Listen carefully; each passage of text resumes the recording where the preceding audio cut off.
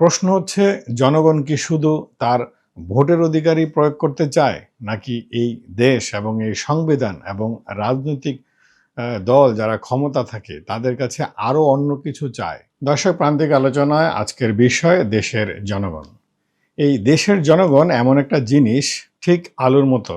আপনি যে কোনো তরকারিতে এর ব্যবহার করতে পারবেন। তদ্রূপ রাজনৈতিক দলগুলো এবং রাজনৈতিক দলের নেতাকর্মীরা যখন দেশের বিভিন্ন প্রসঙ্গে বক্তব্য রাখে, সবার সেমিনারে বক্তব্য দেয়, সেখানে দেখবেন ম্যাক্সিমাম কথার সাথে এই দেশের জনগণকে জুড়ে দেয়। দেশের জনগণ এটা চায়, দেশের জনগণ ওটা চায় না, দেশের জনগণ এটা ভালো মনে করছে না, দেশের জনগণ আন্দোলন করতে চায়, দেশের জনগণ পথে নামতে চায়, দেশের জনগণ এটা করতে চায়, ওটা করতে চায়।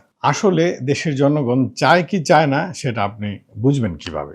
আসলে আমরা গত 53 বছর ধরে যা দেখেছি, দেশের জনগণ যা চায় অথবা দেশের জনগণ যেটা পেতে চায়, তাকে আসলে সরকার দিতে পেরেছে অথবা জনগণ কি আদায় করে নিতে পেরেছে? মোটেও পারেনি। এই রাজনৈতিক দলগুলো এই জনগণকে প্রয়োজনে ব্যবহার করবে, আবার প্রয়োজন ফুরিয়ে গেলে তাদেরকে ছুঁড়ে ফেলে দেবে। প্রয়োজনে তাদের ঝুড়িতে ঢুকাবে, আবার প্রয়োজনে তাদেরকে বাক্সবন্দী করেও রাখতে পারে। রাজনৈতিক দলের কাছে বেসিক্যালি যারা ক্ষমতায় থাকে তাদের কাছে এই জনগণ আসলে কিছুই না। এই জনগণকে নানান সময় নানানভাবে ব্যবহার করা হয়। এই জনগণকে রাজনৈতিক দলগুলো, অর্থাৎ যারা ক্ষমতায় থাকে, বিশেষ করে যারা ক্ষমতায় থাকে, তারা নানান সময় এই জনগণকে নানানভাবে ব্যবহার করে থাকেন।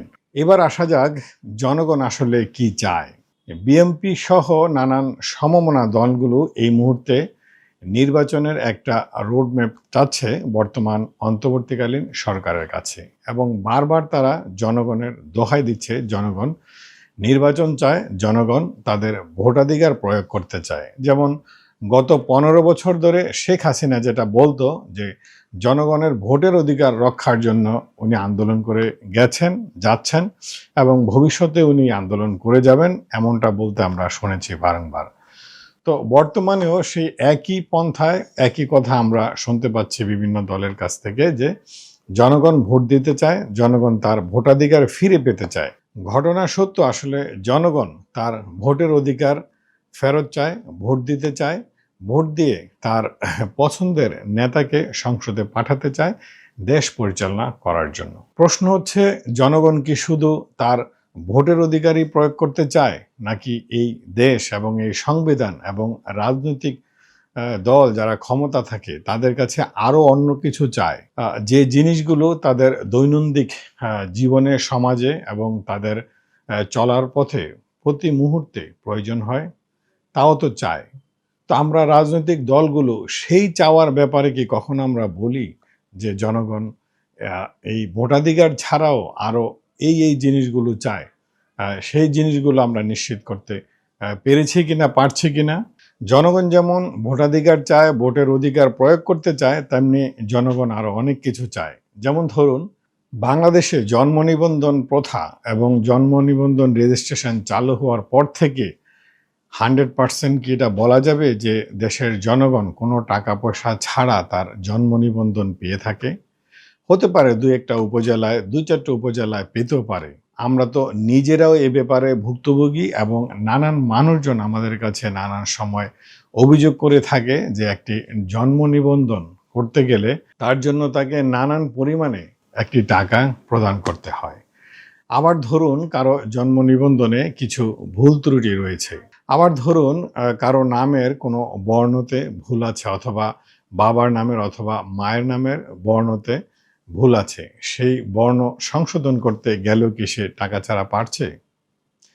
এসব অভিযোগ আমরা সবসময় শুনে থাকি, কিন্তু একেবারে প্রান্তিক লেভেলের এই সমস্যার সমাধান আসলে কে করবে? কে উদ্যোগ নেবে? আসলে কি সেভাবে সেন্ট্রাল গভর্নমেন্ট থেকে সেই উদ্যোগ নেওয়া হয়, সেই হুঁশিয়ারি দেওয়া হয়, এবং যারাই অনৈতিক কাজের সাথে জড়িত তাদের কি আসলে শাস্তি হচ্ছে? একইভাবে যদি আমি বলি, বাংলাদেশের মানুষের জাতীয় পরিচয়পত্র যখন সে সংশোধন করতে যায়, তাহলে সেখানেও একটি টাকার লেনদেন হয়ে থাকে। সেটা আমরা আহ, ঠিক নাগরিকত্ব সনদের মতোই আমরা দেখে থাকি, সেখানেও টাকার লেনদেন হয়। আর যদি কোনোভাবে সেই ইউনিয়ন পরিষদের যে এই কাজগুলো করে থাকে, উনি যদি জানতে পারে যে এই নাগরিকত্ব সনদ বিশেষ করে বিদেশে যাওয়ার ক্ষেত্রে সংশোধন করার জন্য আসছে, তাহলে আপনার জীবন একেবারে শেষ। কত টাকা যে চাবে এবং কত অজুহাত যে আপনাকে দিবে, সেটার যারা ভুক্তভোগী তারাই একমাত্র বলতে পারবে। যারা এর ভুক্তভোগী নয় তারা কিন্তু বিষয়টি আঁচ করতে পারবে না এবং তারা বিষয়টিকে খুবই স্বাভাবিক মনে করবে। একইভাবে যদি আমি বলে থাকি, যখন একেবারে প্রান্তিক লেভেলের একজন কৃষক যখন তার সংশ্লিষ্ট থানায় যায় একটি সাধারণ ডায়েরি করার জন্য যে কোনো ঘটনায়, এবং সাধারণ ডায়েরির পাশাপাশি যদি আবার সে আইনি সুরক্ষা পাওয়ার জন্য মামলা করতে চায়, সেখানেও কি সে নির্বিঘ্নে সেই সাধারণ ডায়েরি আর মামলা করতে পারছে? সেই সার্ভিস কি আমরা নিশ্চিন্তে নিশ্চিত করতে পারছি? এখনো পর্যন্ত এই প্রান্তিক জনগোষ্ঠীর জন্য এই যে ৩টি সার্ভিসের কথা বললাম, একেবারে নির্বিঘ্নে নির্দ্বিধায় সেই সার্ভিস কিন্তু পাচ্ছে না। হয়তো পাচ্ছে, ওভারঅল সারা বাংলাদেশে হয়তো 10-20% পেতে পারে। বাকি 80% মানুষই কিন্তু এই সার্ভিস থেকে বঞ্চিত হচ্ছে, সেটা বলা যাবে না। তবে সেই সার্ভিস নিতে গিয়ে তারা অনেক টাকা ব্যয় করছে, যেটা নানান সময় টিআইবি রিপোর্টেও উঠে এসেছে। সেই ধারাবাহিকতা কিন্তু এখনো বজায় আছে এবং এখনো চলছে।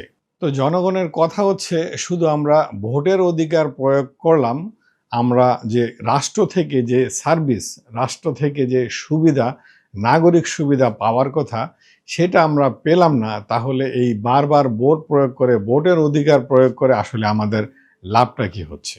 রাষ্ট্র কর্তৃক সাধারণ জনগণকে যে সার্ভিসগুলো দেওয়া হয়ে থাকে, সেগুলো যাতে নির্বিঘ্নে নিশ্চিন্তে পেতে পারে, সেটা রাষ্ট্র তাকে নিশ্চয়তা দিবে এবং নিশ্চিত করবে।